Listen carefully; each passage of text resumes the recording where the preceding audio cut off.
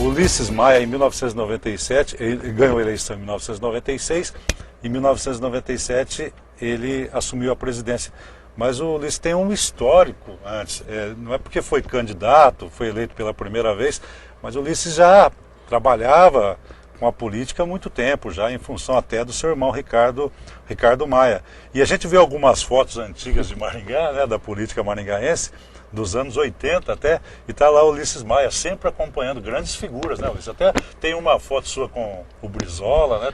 Você tem essa participação desde os anos 80, né? Nós começamos em 85, foi na fundação do PDT em Maringá.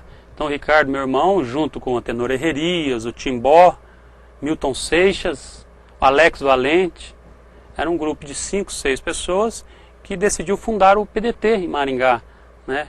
E o grande líder nacional era o Brizola, né? Que era uma pessoa, tanto é que em 89, na eleição para presidente, ele era disparadamente o primeiro colocado. Só depois que houve a inversão, que surgiu o Collor, né? O Collor passou e o próprio o Lula também passou o Brizola. Mas até então o Brizola era tido como futuro presidente da República eleito, né? E o PDT que foi fundado pelo Brizola em função de terem até tomado o PTB dele, né? Até ele rasgou aquela... A herdeira do Vargas, né? A Ivete Vargas, Ivete né? Vargas. E aí ele fundou o PDT e foi naquele período, né? Exatamente. Em Maringá... Nós entramos, eu tinha 15 anos nessa ocasião. E para formar o partido, você precisava ter um número X de filiações. Não era fácil você fazer filiação. E aí eu fui de amigo em amigo, de porta em porta, fui até nos vizinhos. Foi nos Maia, né? Família Maia, meus primos até hoje são filiados no PDT.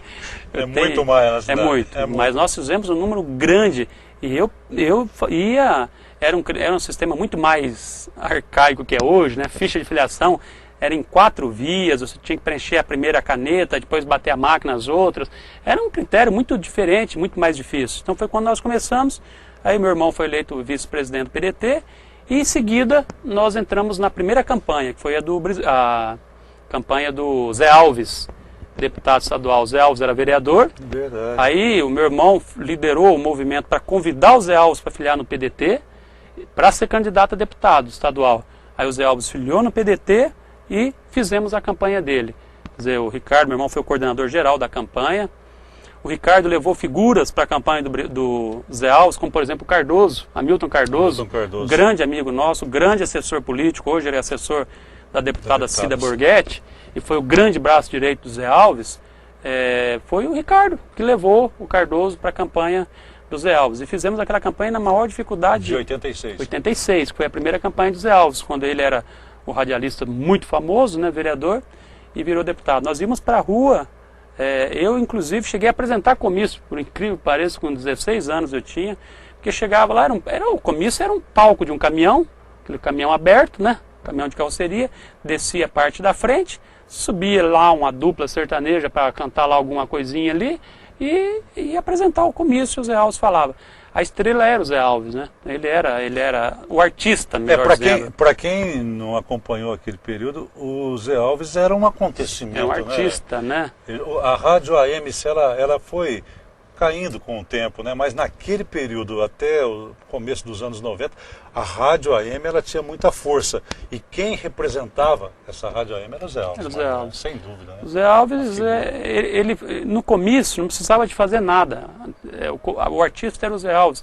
Reunia multidão para chegar perto, tocar no Zé Alves, cumprimentar o Zé Alves. Tanto é que uma pessoa simples, humilde, um radialista, virou deputado estadual e depois sucessivamente foi sendo reeleito e só deixou de continuar quando morreu dentro da Assembleia Legislativa. Foi levado para o hospital, mas foi. Morreu acho que a caminho do hospital. E Ulisses, e aí, no caso bem, tem a sua história que continua com o seu irmão Ricardo, deputado, né? Vereador. Não, aí vem a eleição seguinte, que é a eleição do Adriano Valente. Para prefeito de Maringá. A primeira eleição para prefeito que a gente trabalhou intensamente foi na do Adriano Valente, quando meu irmão saiu candidato a vereador. Né, o Ricardo Maia, aí ele foi eleito vereador, também muito bem votado naquela ocasião, e o doutor Adriano acabou perdendo a campanha, né, para o Ricardo Barros, dentro daquele